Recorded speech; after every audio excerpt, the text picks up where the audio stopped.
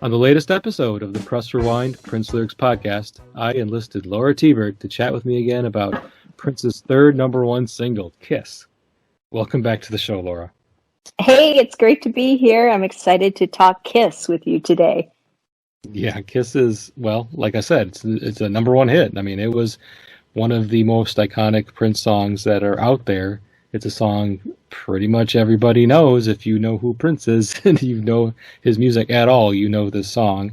This is absolutely right up there with, When Doves Cry and Little Red Corvette and Raspberry Beret. I mean, it's at the very top of the heap in terms of it being popular, of its popularity, and of its ubiquity. So it's a big song, it's a big song, and it has a really interesting and convoluted history. Oh man! As I'm sure you're well aware of that. This is so true. I mean, I think like When Doves Cry. I mean, I remember when Kiss came on the radio for the first time. It was like it didn't sound like anything else that was being played on the radio at that time. I mean, definitely along the lines of When Doves Cry. So it was just so distinctive. And, but yeah, I was reflecting that, this song Kiss, it's kind of like, that person you were so excited to start dating because, they just look so super cool and fun and they've got style and it just seems like great on the surface. And then later on, as you get more involved, like maybe a few months later, you find out this person has kind of this complicated past. Well, that to me is Kiss. It has a very complicated past that in 1986 I obviously was not aware of and didn't become aware of it for many years later. And I still probably wouldn't be aware of it if I, wasn't so deeply invested in my podcast and diving into Prince's discography to the level that I am. But yeah, I mean, just very briefly, because I don't want to spend the entire episode talking about its history and its inception.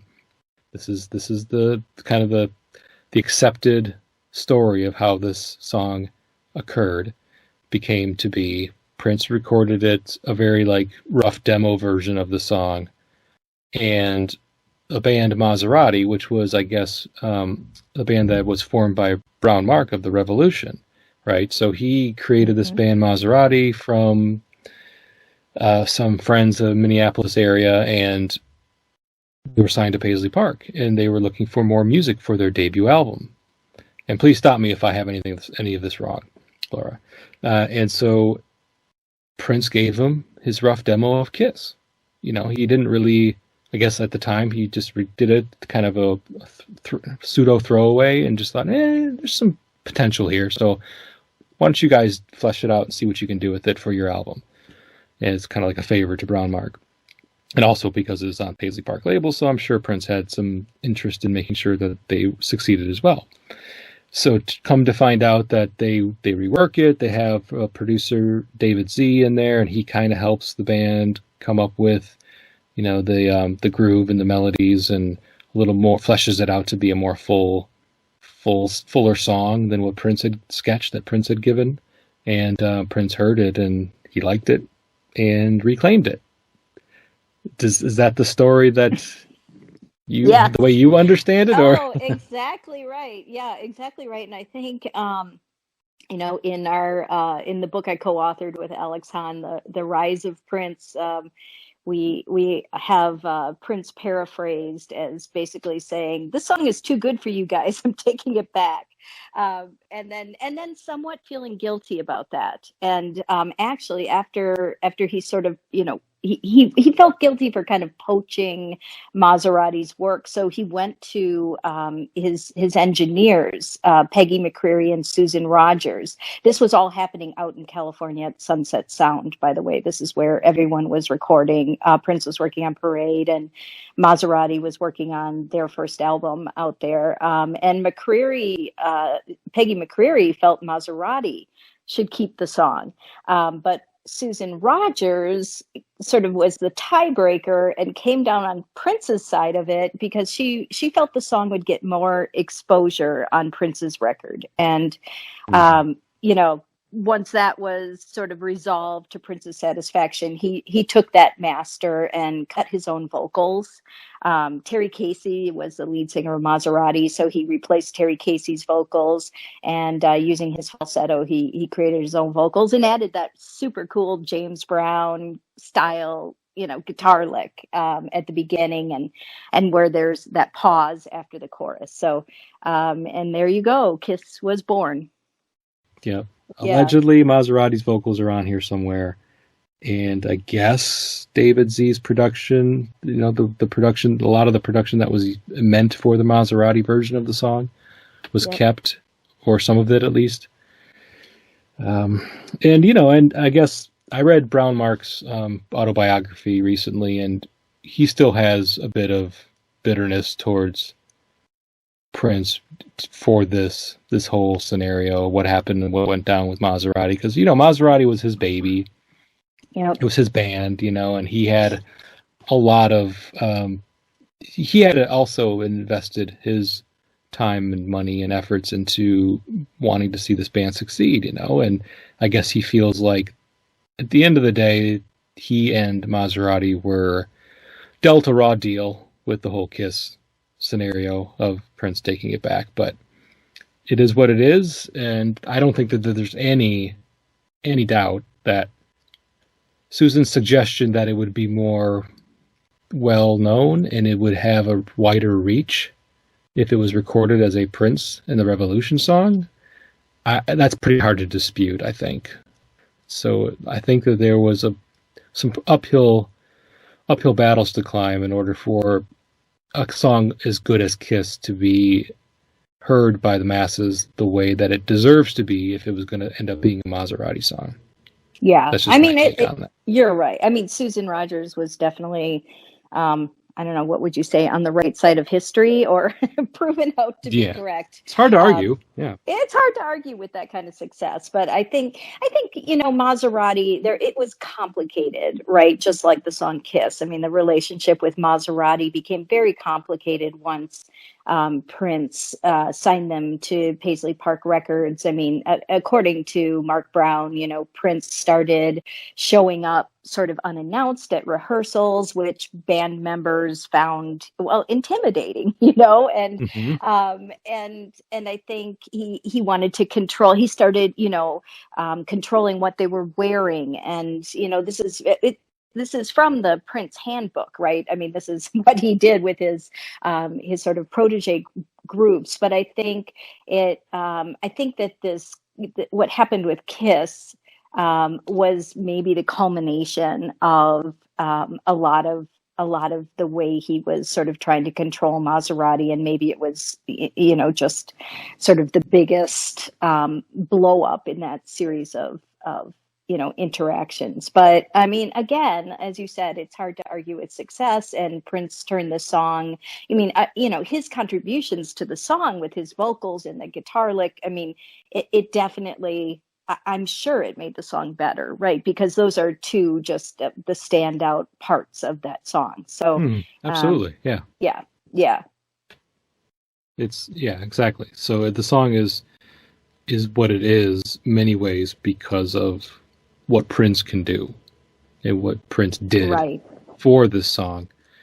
And we'll never know if Maserati's version of the song could have been a huge hit for them and would have made them household names. We'll never know. But what we have today is Kiss from Parade. And just, you know, I mean, I try to, with these episodes for the Under the Cherry Moon soundtrack, when applicable, maybe reference where like the song was featured in the film. Kiss is kind of one of those weird songs that I just don't think of the song and Under the Cherry Moon together. Like some songs are for me inseparable. Like Girls and Boys is inseparable for me between the movie and the song because of how prominently featured it was as a plot point in the film when they party at the restaurant. Do You Lie is a song that I feel is inseparable for me. I think of the movie every single time I hear the song. Kiss, I just don't in that way. It's in the movie. It's absolutely in the movie. There's it's when Mary and Christopher Tracy's character are kissing in the car after they've escaped from Mary's father and his henchmen, and they kiss, and then you hear the song, and it's like, okay, that's the pop hit that was, kind of featured in this movie. It almost feels like it's outside of itself, like just a song that was pulled from popular culture to be included in a movie, not a song that was written for a movie. At least that's kind of how I always think of it, right or wrong. Yeah, I think you're right. Kiss had a life of its own, so much bigger in a lot of ways than the movie. I don't know if that makes any sense, but I think they're probably, as you said, it's one of his number one songs. There are probably a lot of people who know the song Kiss who've never watched Under the Cherry Moon and would have no idea that it was in a movie, right? So that's probably why and it was recorded. It's sort of at the tail end, right? I mean, as a lot of Prince's lead singles for albums were. I mean, I'm writing right now about Diamonds and Pearls, and Get Off came at the very end and was just sort of inserted at the album. Prince worked like that a lot with his singles. So it feels like, sort of like Get Off or something like that just super catchy, great single, maybe like you're saying was sort of inserted into the movie rather than being an integral part of the script. Yeah. Yeah, that's kind of always how I feel about it. And it doesn't matter. And also it doesn't help the cause that the video has absolutely nothing to do with the movie.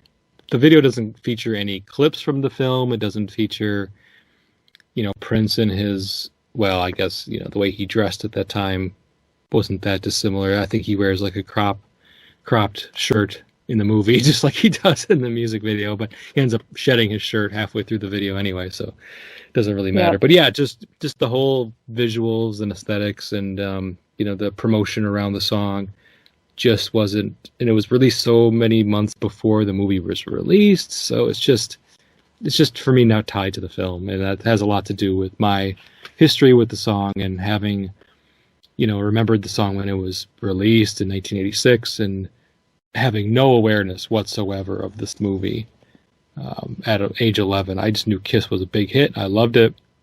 Oh, and 4 months later there's a movie. Are they related? I don't know. Right.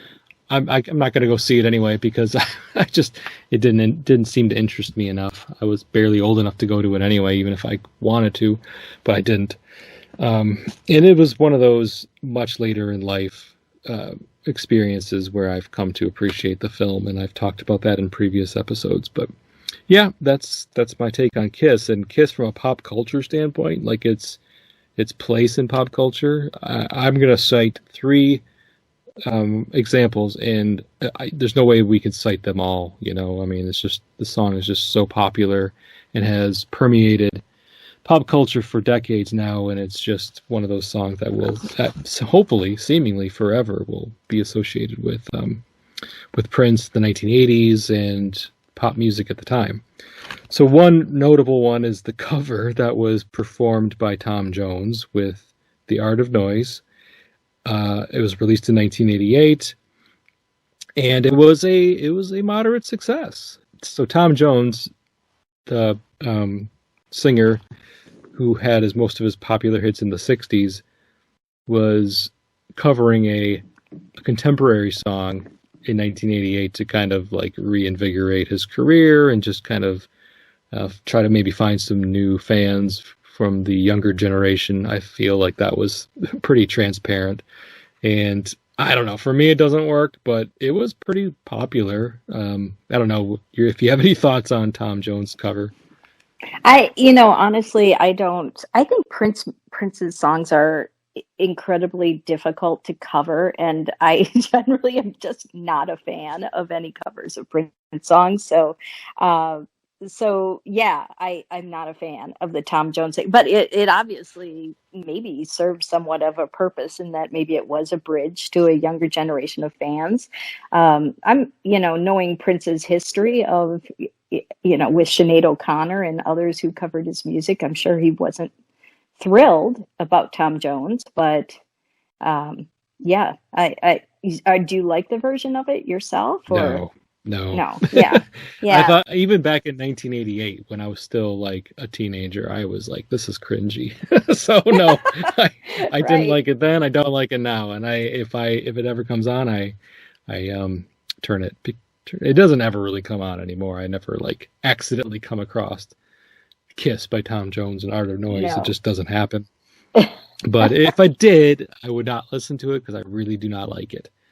No. More power to those who do. It's just not for me. Additionally, there's a kind of a famous scene in Pretty Woman where Julia Roberts' character is in the bathtub and at Richard Gere's character's place. I've only seen Pretty Woman like once or twice, but I know this scene because it's pretty fun for anybody who's a Prince fan to acknowledge his place in pop culture in the 80s and 90s. And so she's like bopping along to a song that you don't hear because she's wearing headphones, but she's singing Kiss. And then, of course, he walks in on her as she's singing, and she's feigning embarrassment. Well, actually, she probably was legitimately embarrassed. Her character, it's like, "Don't you just love Prince?" Or I'm paraphrasing, but something like that. Yeah. So, I like that reference at least because it's a fun reference, and it kind of speaks to how fun this song is to sing along to, how fun the song is to listen to, and especially like in 1990, we didn't have 30 years of this song being in existence where there may be some Kiss fatigue for some of us who are closer to his music and listen to his music more often. So a song like Kiss can be a welcome listen for those who don't listen to Prince all the time, but for some of us, it's like, oh, it's Kiss again. So, it's in 1990, right. It wasn't, we didn't have that fatigue, I don't think. So it's a nice reference. And then the only other one I was going to mention was Nicole Kidman singing the song at Happy Feet. It's a movie that I have never seen, but I'm aware that Kiss was chosen as a song to be featured in the film Happy Feet, the movie about animated penguins singing and dancing, and Kiss was one of the songs, and sung by Nicole Kidman. Nice. Are you aware of any others? Anything that pops out to you? I'm not. Yeah, the Julia Roberts scene though, where she's in the bubble bath with her. I think she has a Sony Walkman, or because of it sets it in a definite time. But yeah, it's a really cute scene. But that's all. I think after Prince died, there have been a lot of videos of people kind of dancing to Kiss and that kind of thing. And there's one that was very popular with a mom in the car and her son, and Kiss comes on and she's just busting out the moves and singing, and the son is just sinking in his seat in total humiliation. Mom's like got it going on, so there's been some really fun videos in the last few years with it too. It's just such a danceable, uplifting song. Yeah, Kiss is actually, and I'm probably going to embarrass myself a little bit with this declaration, but Kiss is one of my go-tos for karaoke. Oh, okay, Jason.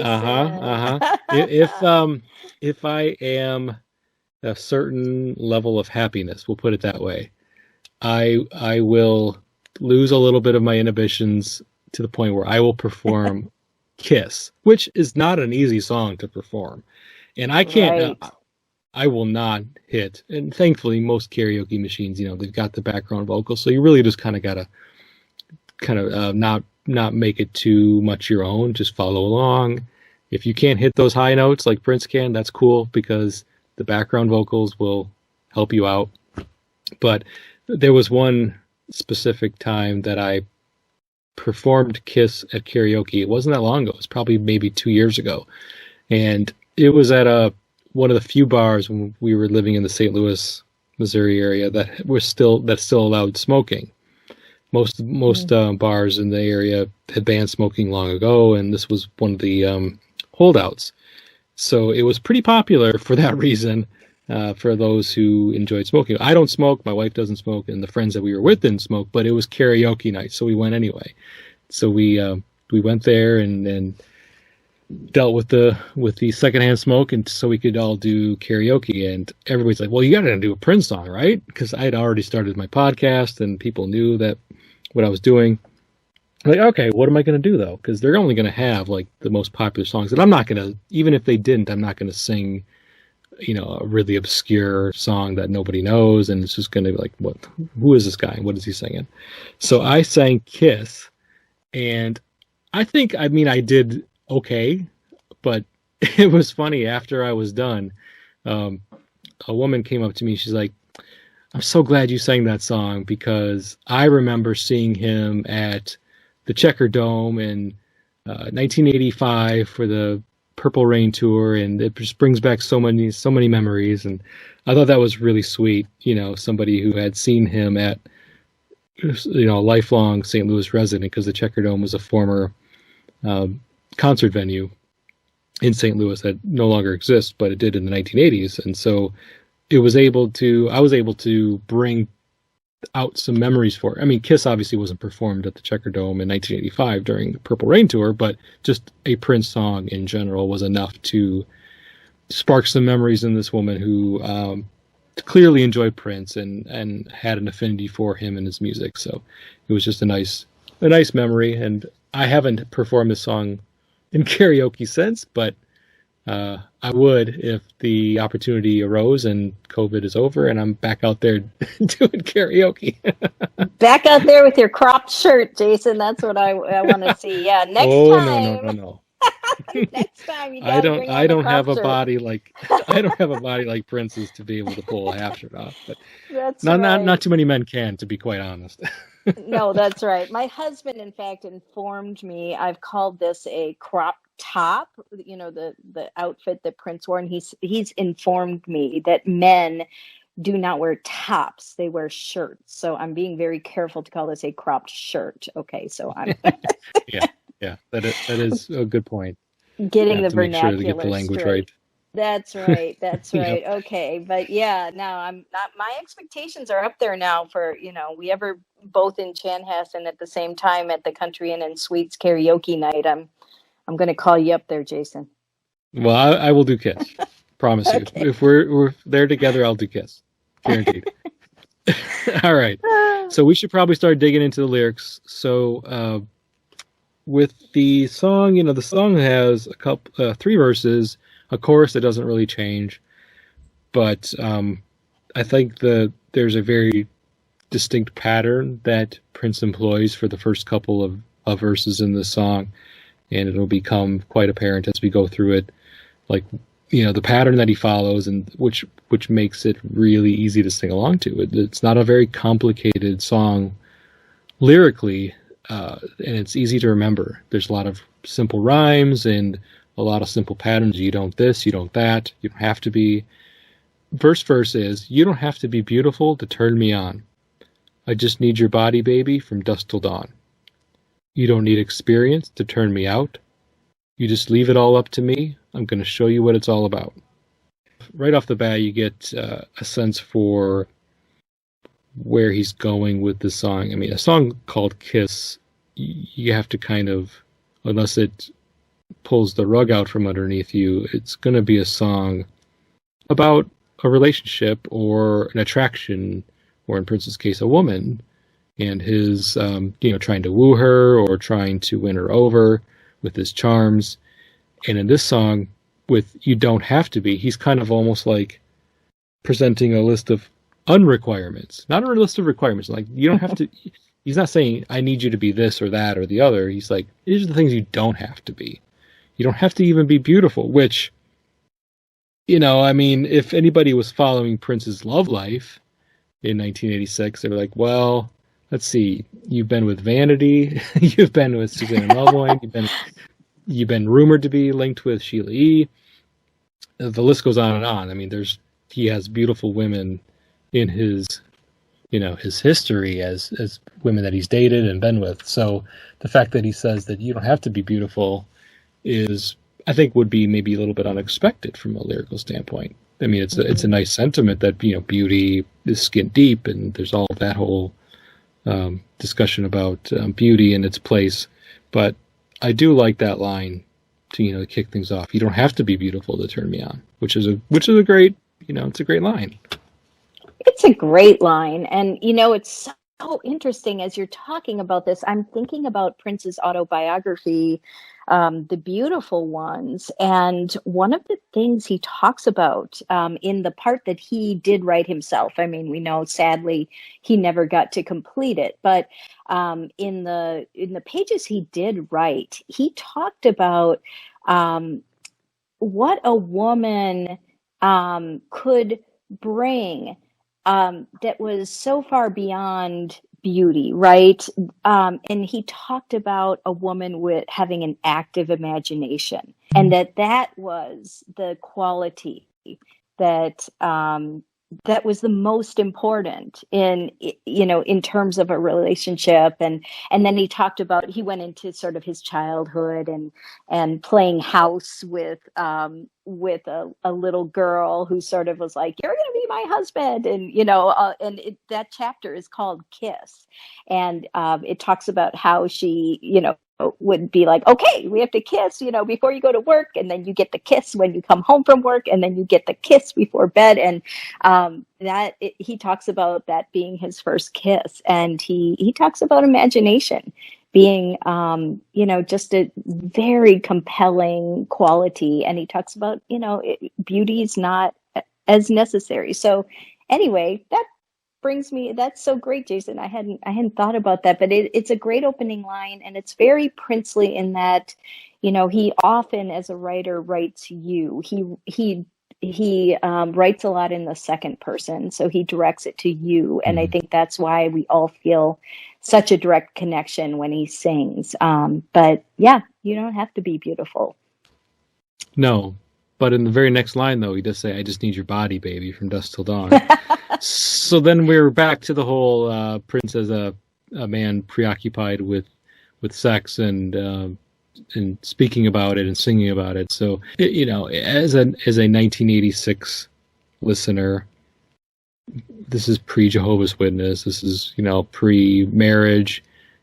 Prince is perceived as a bachelor, a very popular bachelor, that a bit of a womanizer maybe, if you're following along with the tabloids and anything like that. So for him to say, "I just need your body, baby," it is kind of, it's like, okay, that's an expected line. Like, you don't have to be beautiful to turn me on. Maybe a little bit unexpected, but The very next line, "I just need your body, baby," from dusk till dawn, you might expect a line like that in a Prince song in 1986. So I like how he throws you a curveball at first, but then follows that up with, oh, there's Prince just talking about sex again.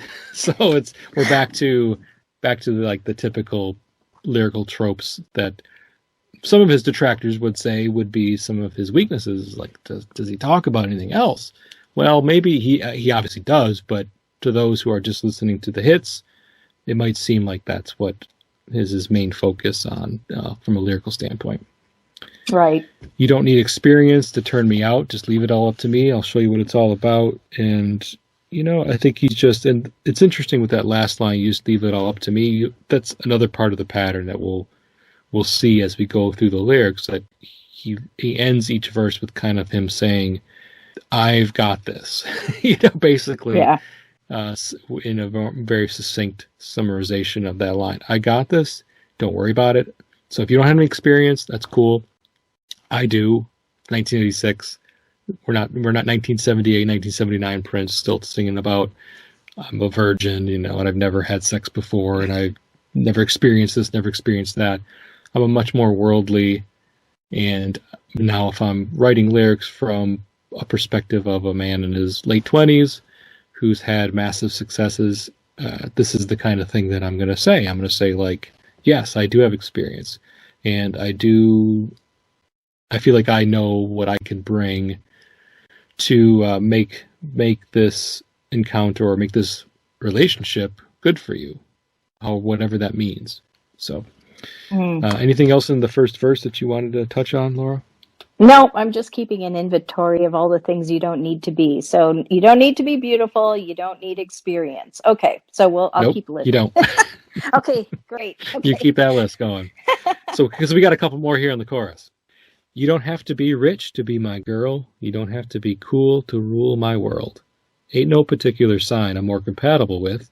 I just want your extra time and your kiss, kiss, kiss. So I'm not going to do the smoochy sounds, but everybody knows what those are. I just want your extra time and your kiss. So 2 more things you don't have to be. You don't have to be rich, and you don't have to be cool. Yeah. Yep. And I guess, we don't have to be rich. Sure, if you're already wealthy, you don't need your significant other to be wealthy. But if you're just taking that out of the equation, it's just another one of those, like, you don't have to have these material things.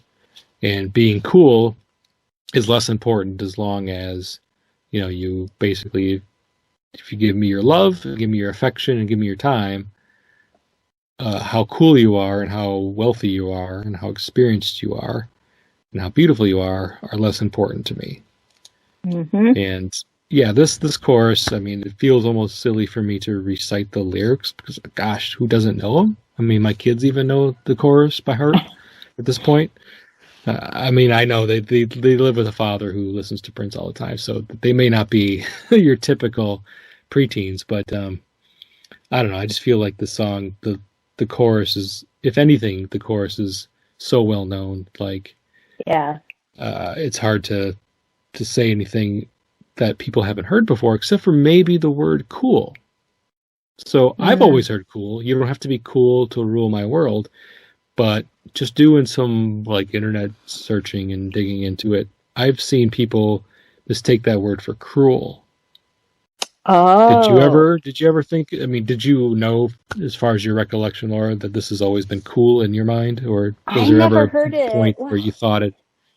Yeah, you don't have to be cruel. No, I always thought cool, but I mean, that's that's in the Prince vernacular is cool, right? I mean, he uses that word a lot. So no, but I guess I could see how it might sound that way.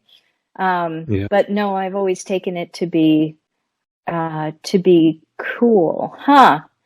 You don't have to be, but also you don't have to be cruel. That wouldn't make sense. But anyway, people hear all sorts I think of things. cool. Yeah, people do. Yes, it's cool. We're cool, I think. Let's move on with the next verse. Yep, and the only other thing I wanted to say with the chorus though is just the ain't no particular sign I'm more compatible with.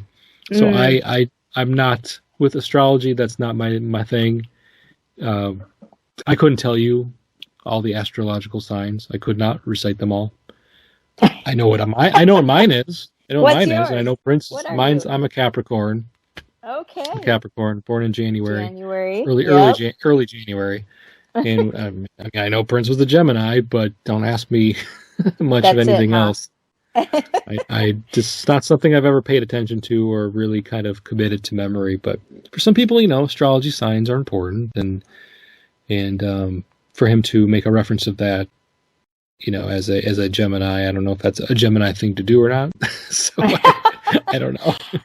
Oh, that's funny. I think, it's a great line though. It's the longest line in the song, right? The ain't no particular sign I'm more compatible with, right? That's the longest line because these lines are pretty short, right? You don't have to be rich to be my girl. These are short lines, and that one is long, so it's sort of is emphasized, I think, just because of its length, and it's catchy. But yeah, I mean, another thing you don't have to be. You don't even have to be a particular sign, right? So I'm going to add that to my inventory.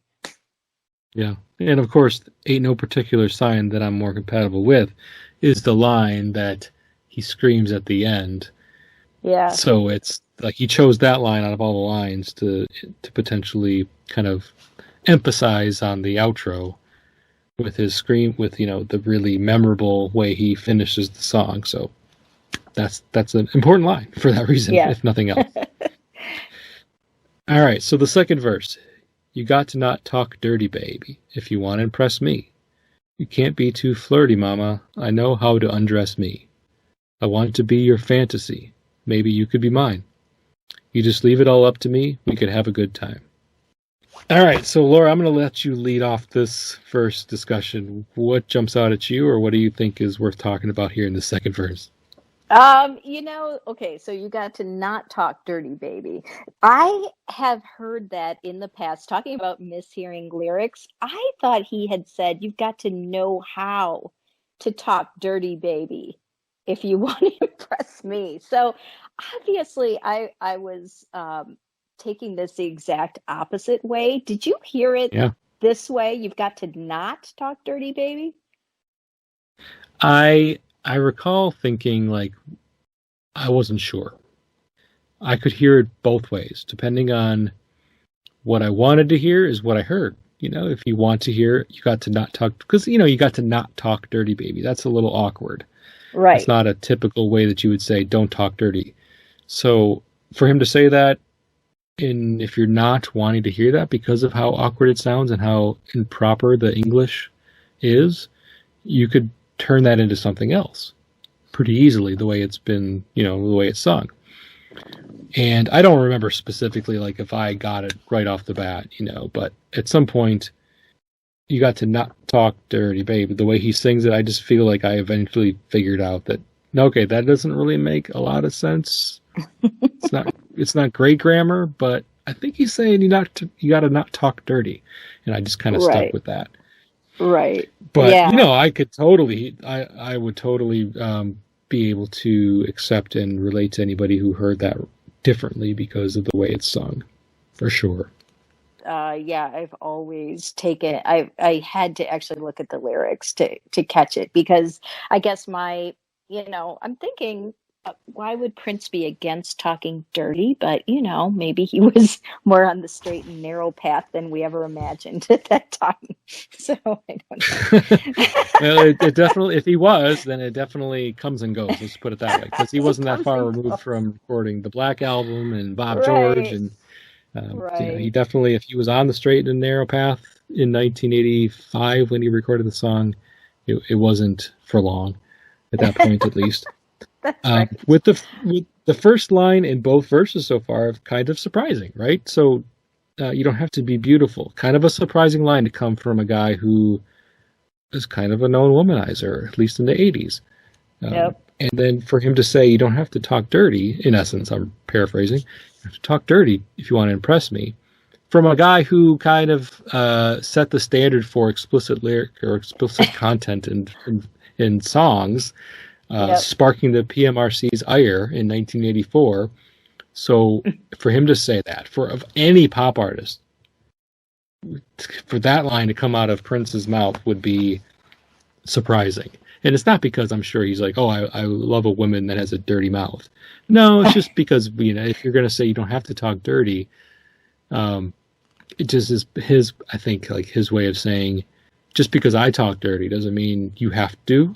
You don't have to get to my level of vulgarity. It's okay if you're a little more prim and proper in your language. It's all good. You don't have to talk dirty. You don't even have to, like, if you take that to be like bedroom talk, you don't even have to really do that. I don't need that from you. I don't need you to turn me on in that way.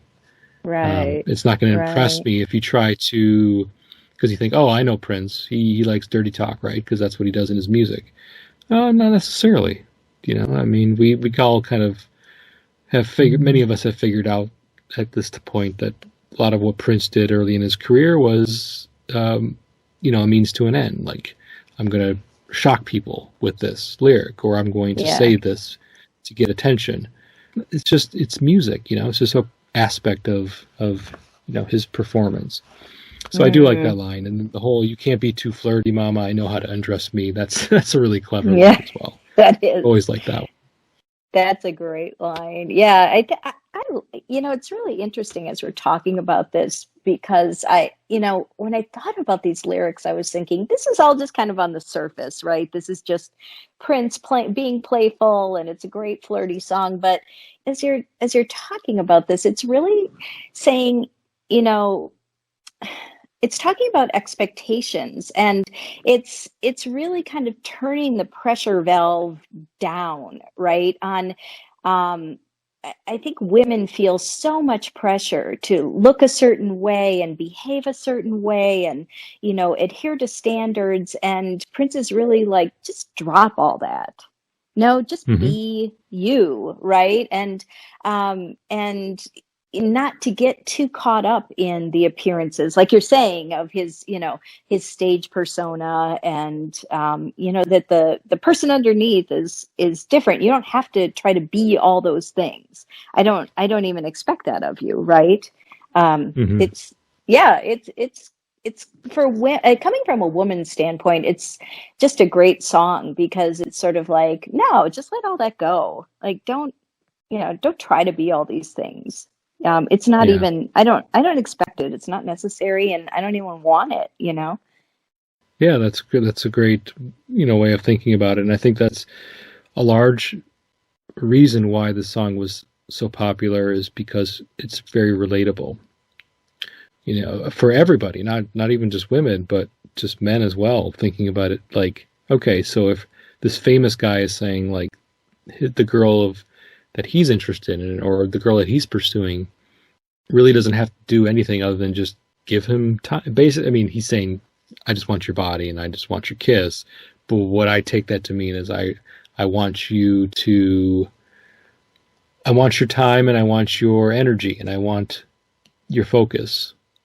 And I think that's what everybody in a relationship wants. They don't want their significant other to be looking elsewhere for enjoyment, looking elsewhere for comfort. They want to be that person for the other person.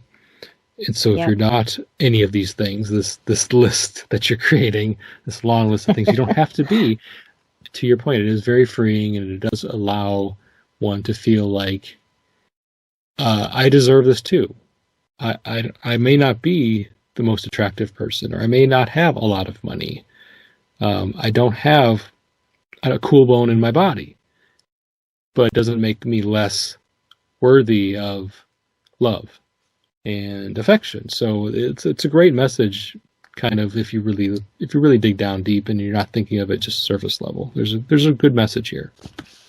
For sure. Yeah, it's a very freeing message. And I'm sure I remember thinking way back in the day, oh, you don't have to be beautiful, rich, cool, any of these things to still have a chance with Prince.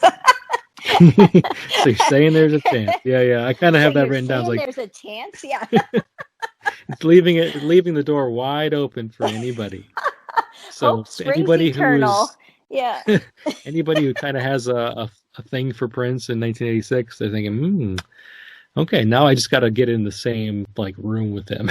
And we'll put all this to the test. Oh yeah, I like it. That's funny. So the last line in the second chorus is, "You just leave it all up to me, we could have a good time," which kind of follows the same pattern, where it says, "You just leave it all up to me, I'm going to show you what it's all about," versus "You just leave it all up to me, we could have a good time." Basically saying the same thing, just in a different way. So after the second verse, we get the chorus again, which is, I believe, identical, so there really isn't anything else to say there. "You don't have to be rich to be my girl. You don't have to be cool to rule my world. Ain't no particular sign I'm more compatible with. I just want your extra time and your kiss." All right, then we get the bridge. And this is the guitar, where the guitar becomes more prominent, and you get in the video.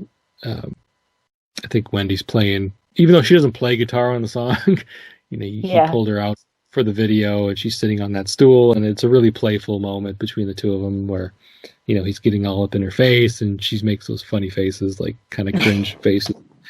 It's a great video. I've always loved it from day one. But all he says really here in the bridge is, "I think I want to dance. got to. Then he says in a high, falsetto, "Little girl Wendy's parade," which I will admit is a line I never knew what he was saying No. for many, many, many years, because "Little girl Wendy's parade" is not. It would have meant nothing to me in 1986, 1996. It didn't become a line that had any kind of relevance until I started, digging into more of his music for the podcast and just for my own enjoyment, and realizing that Christopher Tracy's parade originally started out as Little Girl Wendy's Parade. So this is like a carryover from the original lyrics for that song before he changed it to Christopher Tracy to kind of more fit, the film and his character in the film. So he didn't make any effort to change this, but it's sung in a way that really it's very difficult to know what he's saying anyway. Little girl Wendy's parade. So yeah, who knows? I didn't know what he was saying. I probably didn't even make any effort to figure it out. I just kind of forgot about that line and just moved past it to get to the rest of the lyrics when I was singing along. Yep, that's right. I got to be honest, until I studied this for the podcast, I had no idea. That was the first time I'd ever read that line. I just let it slide on by. Exactly. It's seemingly nonsensical if you didn't know that Christopher Tracy's parade started out that way. So just an interesting side note. He kept it in there despite the fact that the song in its original incarnation was changed, evolved. All right, so then we get to the third and final verse. And just like with a typical Prince song, I mean, doing all of these episodes, I've kind of cracked the Prince code in terms of lyric writing. And his first two verses typically, I mean, obviously there's exceptions to everything, but his first two verses typically follow a pattern. He does something in verse 1, and he does this very similar thing in verse 2. But then for verse 3, and maybe it isn't just a Prince thing. If I did something similar to what I'm doing with this podcast for another artist, maybe I'd explore and figure out that this is just a typical songwriting trope in general. I don't know if that's true or not, but what he does in a third verse is usually something different. He makes it his own. Like he changes the way the song is structured, the lyrics are structured, the way he sings it. Something's always different about verse 3. And this song is no exception, because he doesn't follow the same, you don't have to be this, you don't have to be that. So what he says instead is, women, not girls, rule my world. I said they rule my world. Act your age, mama, not your shoe size. Maybe we could do the twirl. You don't have to watch Dynasty to have an attitude. You just leave it all up to me. My love will be your food. With verse 3, as I mentioned, he changes the pattern a little bit. It doesn't, I mean, there is still you don't have to. You don't have to watch Dynasty. So that's always been the line to me that stood out the most. And as far as also act your age, not your shoe size. Because, most people's shoe size is either in the single digits or the low double digits, which implies that they are very childlike if they're acting their shoe size. So it's just a clever saying. Prince didn't make it up. He's just, incorporating a common saying into his song. And then the reference to Dynasty, a very 80s reference. I mean, did you watch Dynasty at all, Laura? No, I think I was too young for it. I don't think my parents would let me watch that, level of scandal at that age. So I didn't watch it, but I think... Oh, my mom did. So Okay. Yeah, my mom watched Dynasty, and so I would catch episodes now and then. It was quite a soap opera. I think, didn't he sing this live in concert once and change it to the Kardashians? Oh, he basically anytime after, like, I don't know, probably the 90s and beyond. Well, the 90s, he didn't really do a lot of, like, diving back into his biggest hits. Not to say he never did, but it wasn't something that he did as often. So I think some of the more modern references that he made for this song to replicate or to replace Dynasty in the lyrics, because nobody's going to sing about a show that's been off the air for 20 years in 2007, 2009. So he replaced it with a multitude of TV shows. Desperate Housewives in some cases in the mid to late 2000s, Sex and the City in the early 2000s, I guess even Orange is the New Black, which isn't really a soap opera. I mean, it kind of is. Oh, I've watched that show. It's more of a yeah. drama, but I don't know. He just probably just was like, okay, what's a show that's kind of popular right now that people would know that I can make it fit into this song, and that's what I'm going to say. Desperate Right. Housewives and Sex and the City absolutely makes sense because they're more Sure. modern versions of a primetime soap opera. Right. Orange is the New Black, I didn't really get that, but I mean, it's cool that he did it though and kept it modern. And I'm That's sure right. Kardashians too. You don't have to watch the Kardashians or Keeping Up with the Kardashians.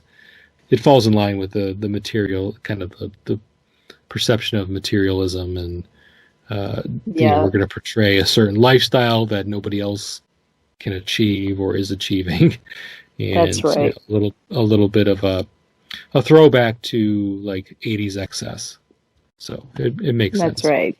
That's right. Yeah, this is a great line. Women, not girls, rule my world. And I remember back in the day hearing this. I don't think I'd heard that old adage about act your age, not your shoe size. So that was new to me, and I thought that was super cool. And but yeah, it's a great verse. Again, it changes.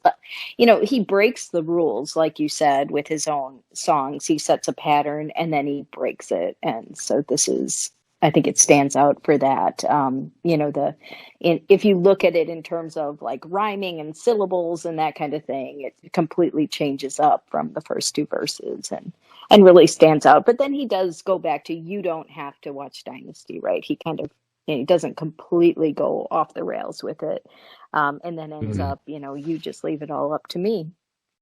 And yeah, that's Yep. my love will be your food. Again, that's another one that I think people maybe mishear a lot. Because it's not expected to say, my love will be your food, right? It's No. not something you expect to hear. So I remember wondering what the heck he was saying a few times on that before I actually looked up the lyrics. Yeah. Yeah, I could see that for sure, because anytime you say something that isn't expected, and if you're singing in a falsetto with music behind it, there's an opportunity for misinterpretation, mishearing, Yeah. misunderstanding. So it's not surprising. And honestly, at the age of 11, at the ripe old age of 11 in 1986, I honestly don't remember if I had heard Act Your Age, Not Your Shoe Size, or if I had and I never really put two and two together. And then when I heard Kiss, then I started hearing it all over, because that's a phenomenon. You hear it in something that just sticks in your brain, and all of a sudden you start seeing or hearing it everywhere. It was always Yeah. there. You just never really noticed it. And something flipped, some switch was flipped in your brain to now recognize a saying or something visual that you had been ignoring all this time. So it could have been that for me as well. Yeah. But yeah, the whole third verse from beginning to end is just a lot of fun, and those are lines that people just love to repeat when they sing the song. That's right. And that last line with "Leave it all up to me, my love will be your food," that's ties in again. Leave it all up to me. That's really one of the common threads for every single verse. Leave it up to me. He says that time and time again in the song. Leave it up to me. All right, so then after that, we essentially get the end of the song, which is a repeat of the chorus again.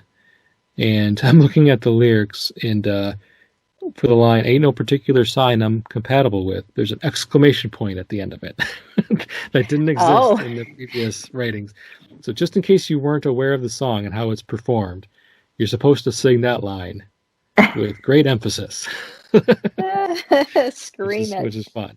Yeah. In Prince's case, scream it. And, some people like Prince's screaming, some people don't. I don't know how you could like Prince and not like his screaming, because it's really kind of, they go hand in hand. Right. But you're like, oh, I really like Kiss, except for when he screams at the end. I don't know. For me, that's like, I look forward to that moment in the song every time I hear it. Like, I'm looking forward to hearing that. And it's mostly because, for a couple reasons. One, it's not a typical pop song. trope. It's not something that pop singers do. And Mm. Prince was not your typical pop singer, clearly. I think we wouldn't probably be here talking about his songs 30 plus years later if he was a typical pop singer. So just for him to say, like, I'm just going to go all out and I'm going to scream this line, and whether or not it takes people off guard, throws them for a loop and just makes them scratch their heads, I don't care. This is what I'm going to do because I want to, put almost like an exclamation point on the song, just like it is in the lyrics that I'm reading. I need to put an exclamation point here. Just me singing the chorus again in its normal way. I mean, how memorable is that? And it's all about making that impression and doing something different, doing something unique. And Michael Jackson had his unique things. Madonna had her unique things. There's uniqueness about everybody that we still kind of hold up there at the top of the pop music Mount Rushmore. But Prince had his things, and screaming was one of them. And you either like it and you get down with it, or Yep. you don't. And those of us who really like Prince dig it. I dug it tremendously as a child, and I dig it today, as a middle-aged man. So I always look forward to that line.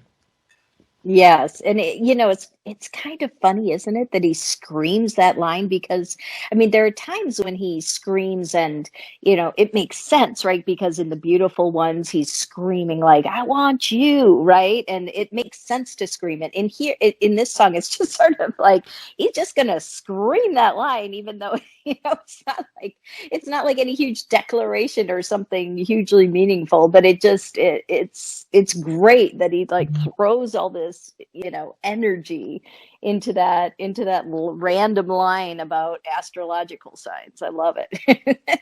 It's He's very gonna be random. Prince. Yeah. Yeah, it's super random, and it definitely catches, like, the first time a person ever hears a song, it's going to catch you off guard. I promise you, because you're thinking, he sings the song for the most part in his high falsetto in a certain way, and at the very end of the chorus, he starts to amp it up a little bit. You start to sense that he's going somewhere with the way he's performing the last chorus for the last time.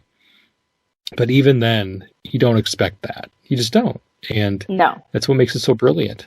It comes out of nowhere. It hits you and it smacks you across the face, and then the song's over. and you're just left wondering, holy shit, that was a great ending. That was an amazing ending to a song. Yeah. And yeah. Kiss is a great song. I don't care if it's overplayed. It's still a great song. It's still great. That's You can't help but dance. Take on it. That's right. The verdict is unanimous.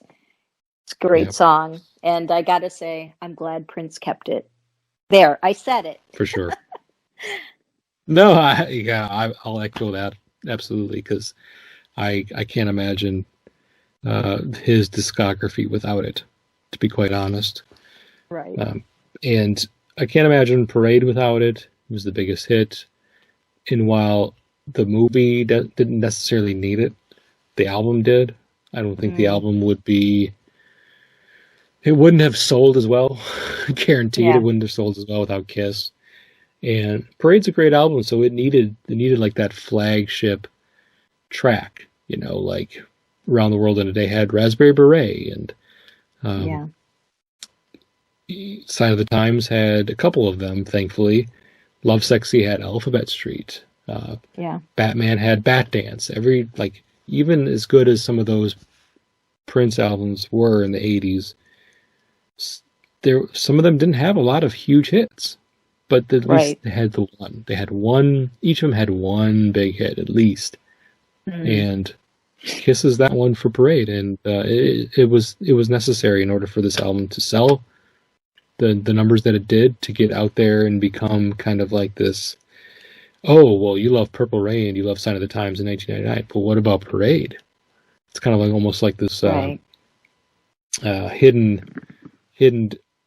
I mean, it's hidden in plain sight for anybody who knows Prince's music, but for those that are outside of the Prince bubble, as I sometimes call it, Parade is almost like an album that people need to discover for their own, and like, oh yeah, this is really good stuff too. I only heard Kiss before, but the rest of the album is amazing. It's like that gateway song. You sometimes need that.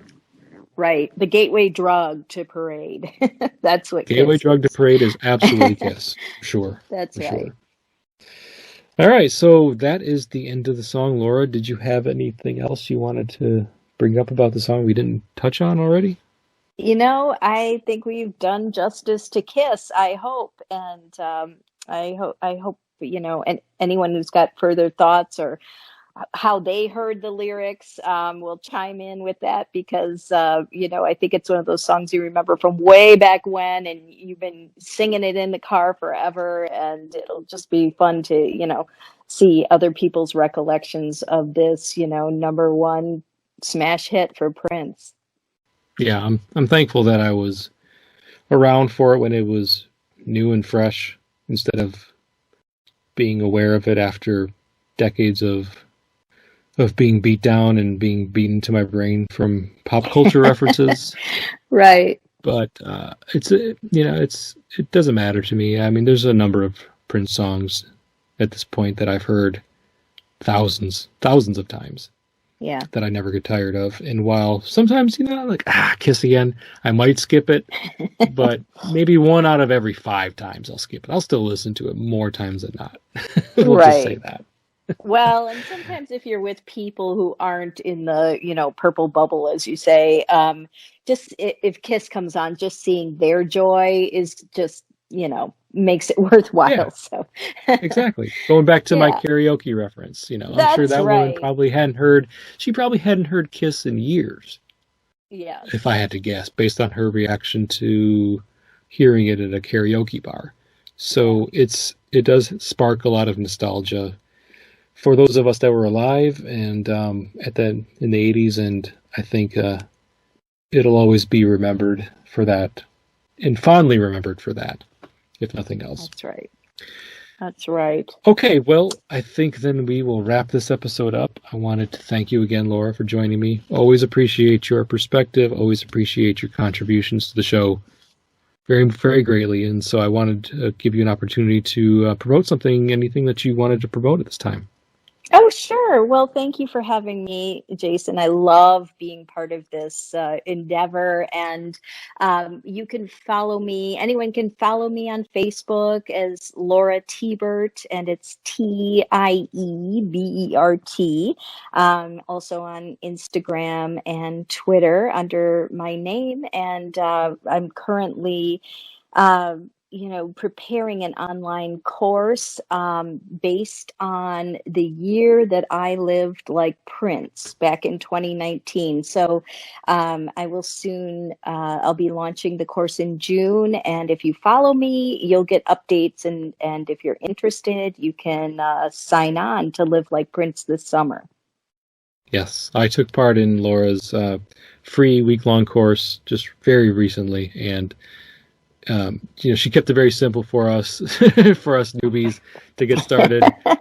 didn't want to scare some of us away, but it was interesting for sure. There was a challenge to dress like Prince, to say no, create your own symbol like he did in the 90s, and there were others as well. And I just remember thinking, I can do this. I mean, it's not always easy to do some of these things. It certainly isn't easy to dressed like Prince in pandemic times when you're just kind of stuck at home anyway, and you're not really going out there. I guess in some ways that may make it easier if you don't have to go out in public. You can put on whatever you want, but thinking of it from like, okay, what does this mean to me as a person who's going out in public? What kind of foot am I putting forth in the world? And what am I trying to say with my clothes? And that's a very interesting thing to think about that many of us never do, myself included. And I mean, you do feel better when you dress up a little bit, and you did a great job tapping into your inner purple Yoda, Jason, for the week, and I hoped it made you feel like maybe you got a little bit of your mojo back. We've all It's been a rough year. And Yeah, so, yeah. I hope this uplifts people. I encourage anybody to check out what Laura's doing to see if that's something that would be up your alley. So thanks again, and my name is Jason Brenninger. I am the host again of the Press Rewind Prince Lyrics podcast. You can find the show just about anywhere you can find podcasts. I also have a blog, pressrewind.net. I would love to hear from anybody who's into the show or has anything to say about this song in particular. And thanks to all my listeners. Join the Discord if you're on Discord. I have a link to the Discord server in my profile and basically on every social media platform I'm on. I wanted to thank Laura and thank all of the listeners. And until next time, goodbye.